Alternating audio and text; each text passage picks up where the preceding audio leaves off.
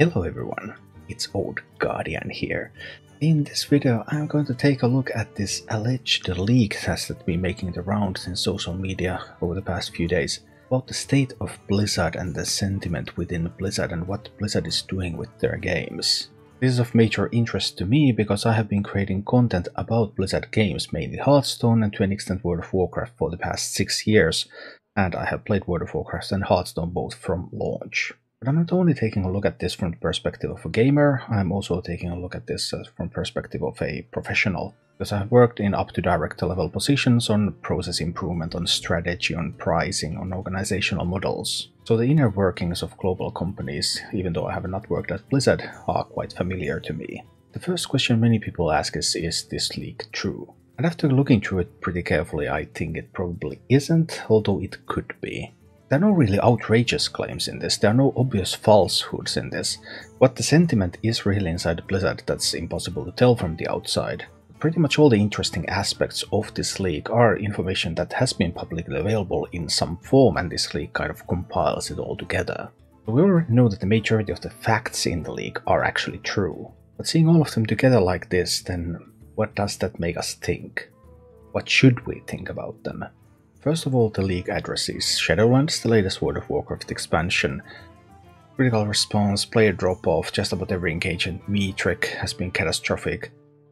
Yeah, we are aware that Shadowlands first gained a big chunk of players and then lost a lot of players afterwards. But this is not atypical for a World of Warcraft expansion, that's the cycle that Blizzard has been working with for years now. What's maybe more interesting is the line that no higher up expected this because of their "we are too big to fail, if we build it they will come" mentality.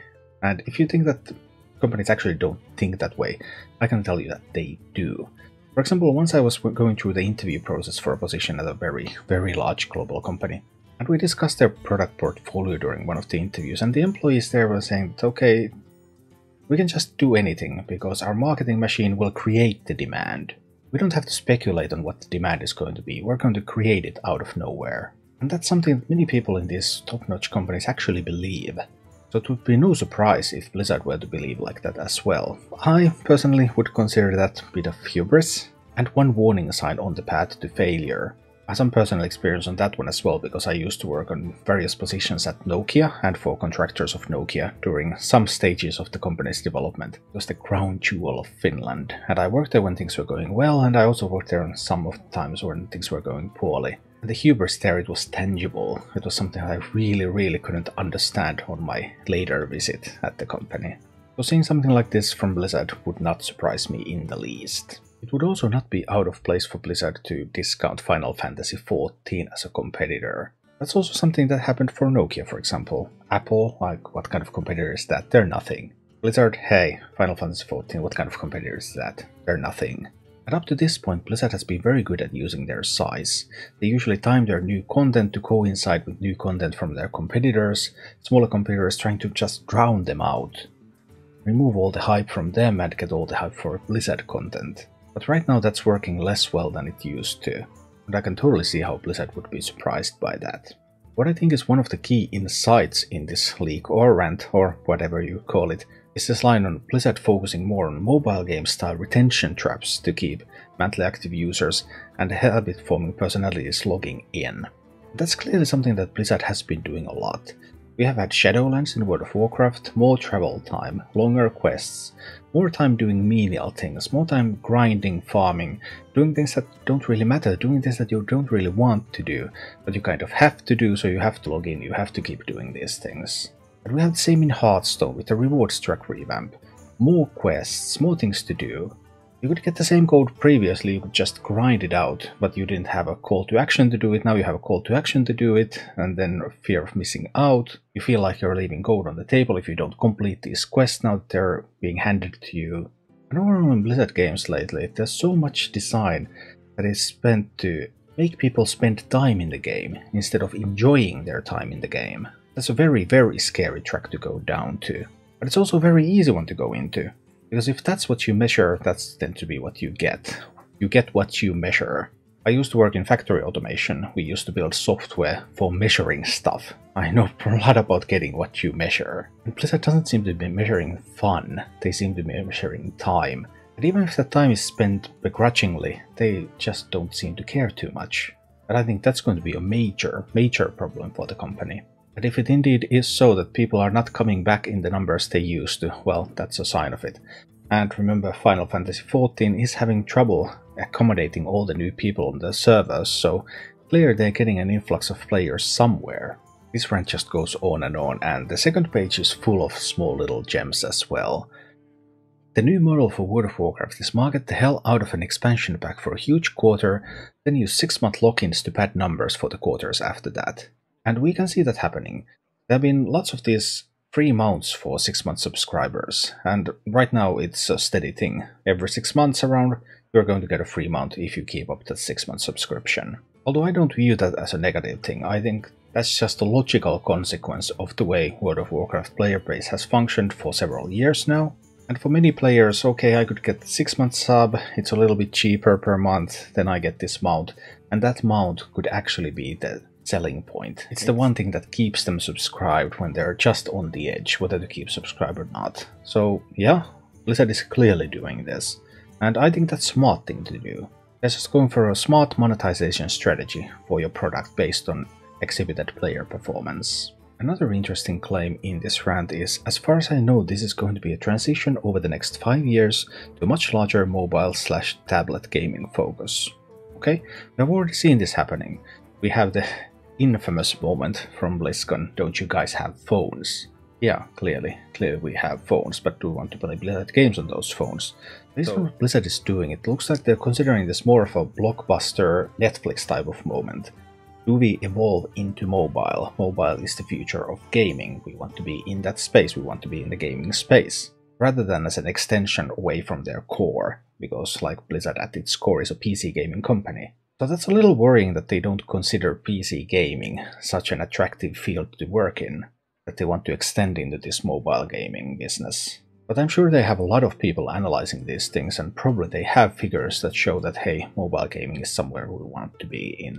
But it could also be a strategic error that sees the company divert from its core business and move into fringe businesses where they're not having the same advantages, and then they might just end up failing there.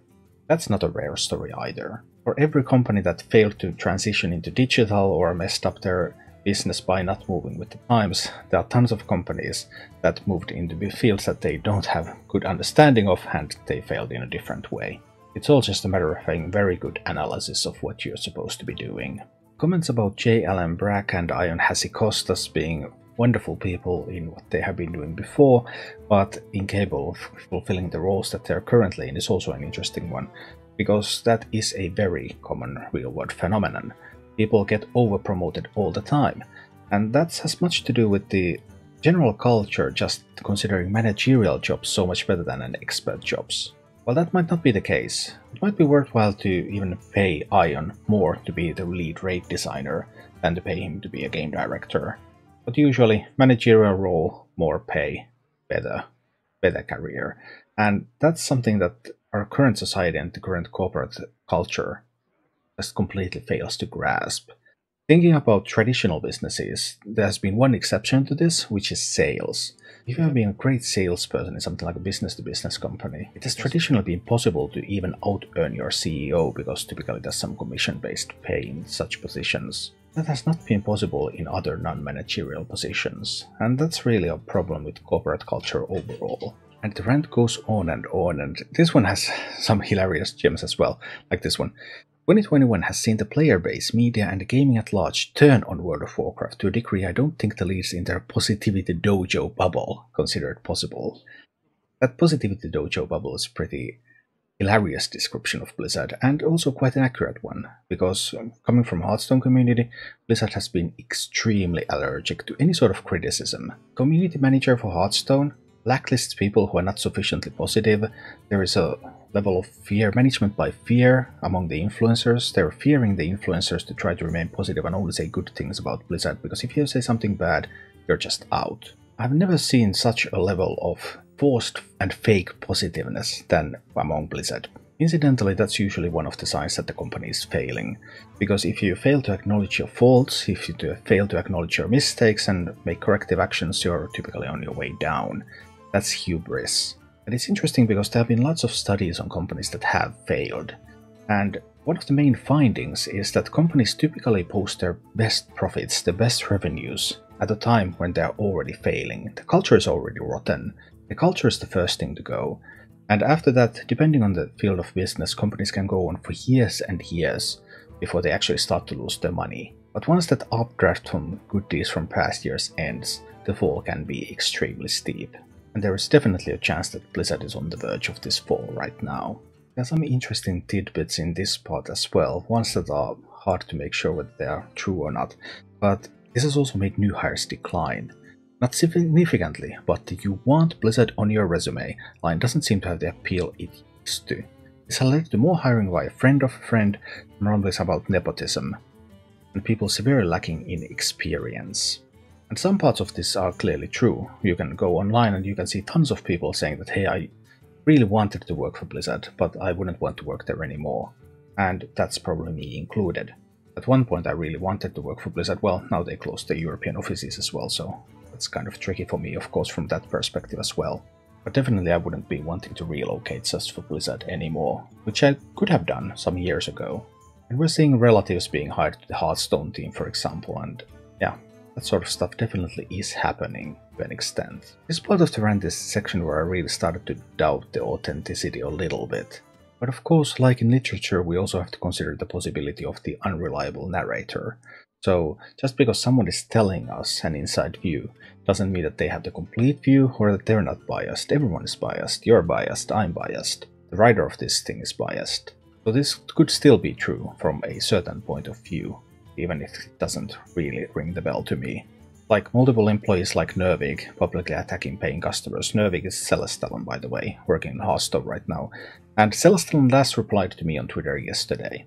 So clearly he is not completely out of the Twitter picture. But a more interesting part about this section is that we need to make something worth coming back to, because they want to. Some people see our customers, as they refer to them nowadays, some kind of antagonistic relationship, where the goal is not being an entertainer, but some kind of a game hunter trying to trap a large profitable kill.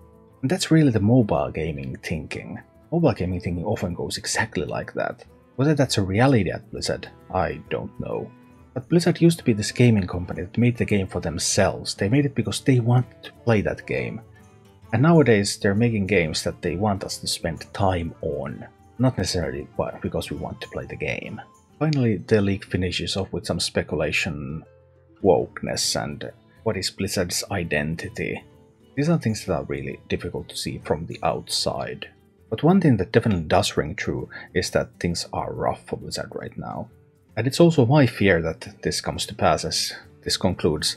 Blizzard a few years from now will be imitating King a lot more than trying to learn any lessons from Square Enix's MMO division, the makers of Final Fantasy XIV. There is a lot going on with Blizzard right now, and whether this leak is true or not, it doesn't even really matter, because all of the main points about this leak are something that can be publicly verified already. We already knew all of these things are happening. It's just like a compilation of things that have been going very, very wrong with Blizzard over the past years.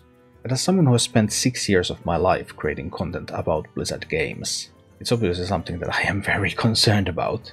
Do I have some kind of takeaway message from all of this? Well, even a company in this kind of position, it's possible to turn it around. I've worked on projects like that. If Blizzard wants to hire me to do it, I'm available. But I don't think they do. Companies that are starting to fail typically don't realize they're starting to fail. They are already focusing on all the wrong things. They don't even know what right looks like anymore, which can be really frustrating for someone trying to correct the course of the ship. But yeah, I hope Blizzard can fix all of this, but I'm afraid the game house we all used to love is slowly fading away. Thank you for watching. If you enjoyed the content, please click the like button, subscribe to my channel, and check out my Twitch channel.